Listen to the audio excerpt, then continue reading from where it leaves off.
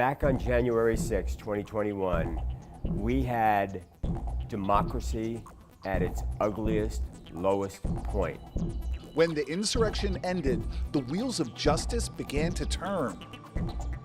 It will be an expensive ride. They're charging people with everything they can under the United States Code. A WUSA9 data analysis revealing federal prosecutors have brought more than 50 criminal charges against more than 200 different defendants. Many of the suspects now asking the government they are accused of trying to overthrow for a taxpayer-funded defense attorney, also known as a public defender or court-appointed attorney, the right to a lawyer guaranteed to every criminal defendant in the United States under the Sixth Amendment to the Constitution. The laws that defend these accused rioters were passed in the same house that they're accused of attacking.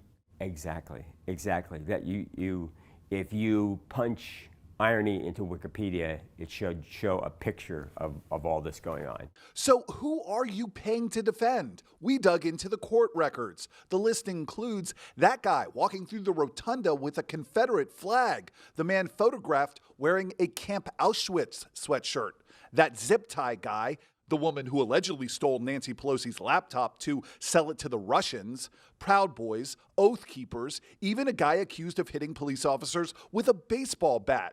In fact, we added it all up, and you might be surprised to learn at least 102 different Capitol riot suspects have already been given a taxpayer-funded defense attorney, and that number is sure to grow.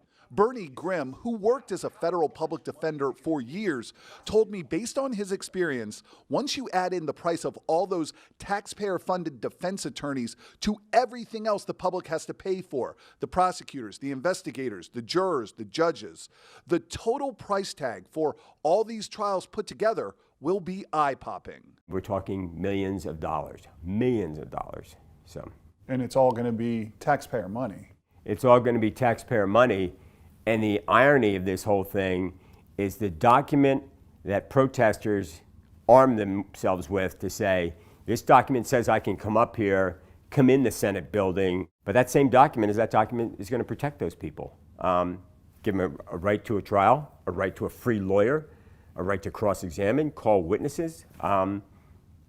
I've never seen anything like it. The Sixth Amendment guaranteeing the right to an attorney was ratified way back in 1791, but it wasn't until a landmark Supreme Court case in 1963 that the court ruled in criminal cases the government is required to provide an attorney to defendants who are unable to afford one. In fact, the Administrative Office of the Court says it's not uncommon for a defendant in federal court to get a court-appointed attorney because the cost of representation in a federal court case is high, and the language determining eligibility for a taxpayer-funded defense is vague, stating only a judge should grant a request for a public defender if the person's net financial resources and income are insufficient to obtain qualified counsel. Justice can be expensive. Glenn Ivey is a former federal prosecutor and the former state's attorney in Prince George's County. Yeah, I know a lot of times the public has mixed feelings about using tax dollars to pay for public defenders or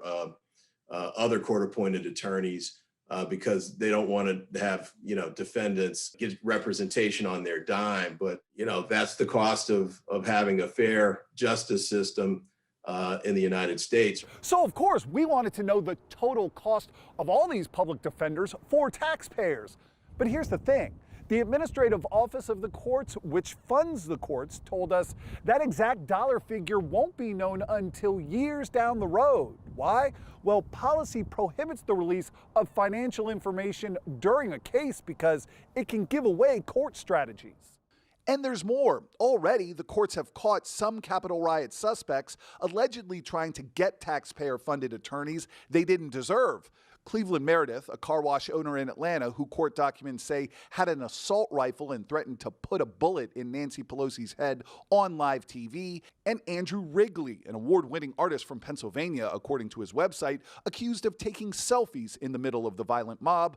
Both those guys asked the judge for a taxpayer-funded attorney, and both were refused, the court ruling they had enough money to pay for their own defense. But more often than not, defending the Capitol riot suspects suspects is falling on the shoulders of taxpayers. The Administrative Office of the Courts telling us on average, more than 90% of federal court defendants receive appointed counsel, but they say that may vary in this specific group of defendants. Is there something poetic about the fact that the government they attacked is going to do everything it can to protect them in court? Poetic, you couldn't write this story. It is, from a constitutional perspective, it's street poetry. It's amazing.